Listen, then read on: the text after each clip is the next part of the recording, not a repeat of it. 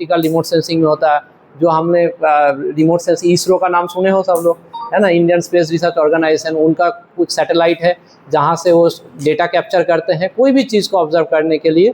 उस डेटा वो लोग कलेक्ट करते हैं और हम उसी का रिलेटेड डेटा को प्रोसेस करके हम एग्रीकल्चर उसका एप्लीकेशन कर सकते हैं, फॉरेस्ट में एप्लीकेशन कर सकते हैं कोई। और हम लोग आज INM site specific nutrient management का बात करते हैं कि जिस जगह पे जितना ज़रूरत है उतना ही।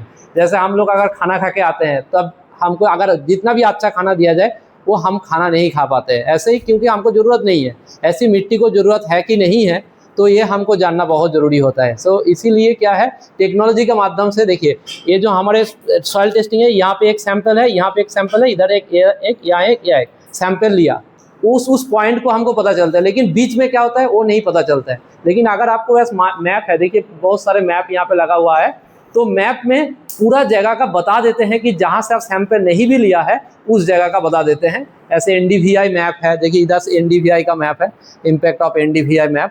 तो हम इसके माध्यम से बहुत सारा जानकारी ले सकते हैं, क्रॉप ग्रोथ कैसा हो रहा है, उसका स्ट्रेस आया कि नहीं, तो हम इस बारे में काम करते हैं।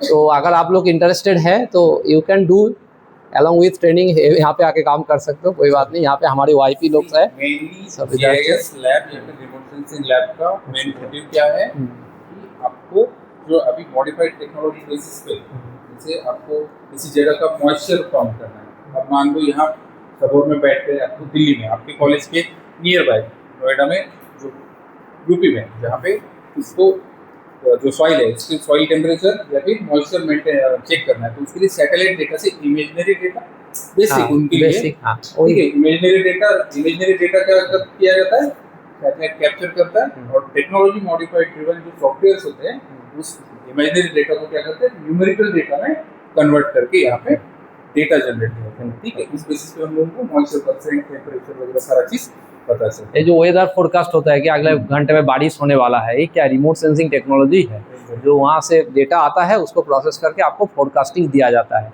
तो ये रिमोट सेंसिंग का एक ब्यूटी है। जैसे ही भागलपुर डिस्ट्रिक्ट का मैप में देख रहे हैं, ये तो पॉसिबल नहीं कि एक दिन में आप पूरा भागलपुर डिस्ट्रिक्ट को घूम के, जैसा मॉइस्चर का करें, मैं मॉइस्चर के ऊपर ही काम करता हूँ, पॉसिबल नहीं है।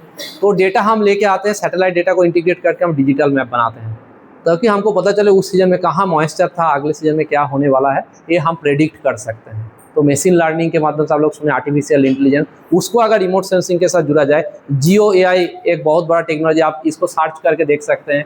उसको आर्टिफिशियल इंटेलिजेंस को रिमोट सेंसिंग के साथ लगा के कोई भी प्रेडिक्शन आप कर सकते हैं, yield forecasting, weather forecasting, soil fertility prediction, कोई भी काम जो रिमोट सेंसिंग के माध्यम से आपको और आसान हो जाएगा। ठीक, thank you sir, thank you doctor Bhavani Mandal sir. और हम दोनों दिल्ली में साथ में थे, PhD में थे, और सर मतलब बहुत ही डेडिकेटेड स्टूडेंट रहे, क्योंकि उनके गाइड किया जाता है। डॉक्टर आर्यन साहू सर उनके गाइड थे, जो रिमोट सेंसिंग के बहुत रिनाउंड साइंटिस्ट रहे थे।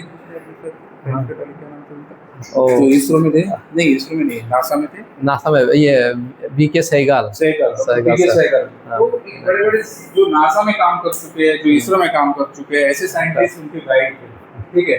मैं जब भी उनको लैब में देखता था, सर अपने बैठे हुए मल्टीस्पेक्ट्रल हाइपरस्पेक्ट्रल की लैब में, हाइपरस्पेक्ट्रल मल्टीस्पेक्ट्रल लैब, मैं हाइपरस्पेक्ट्रल में काम किया हूँ। तो हाइपरस्पेक्ट्रल लैब कैसे होता है, पूरा ब्लैक बॉडी होता है, जो आपका ये रूम में जैसे कलर दिख रहा है ना, ये व्हाइट कलर है, लेकिन उसके अंदर क्या होता है, पूरा ब्लैक कलर। अब उसके अंदर कुछ दिख नहीं रहा है, अंधेरा है, लेकिन उसके अंदर रेडिएशंस वगैरह, सर का क्या काम चलता था पता नहीं, बट ऑलवेज सर काम मिलेंगे तो हम लोग दिल्ली से दोस्त है, सर का जो पढ़ाई हो चुका है Indian agriculture research institute new Delhi से, ठीक है। IRI जो हमारा एग्रीकल्चर का top most number 1 agriculture institute है, ठीक है।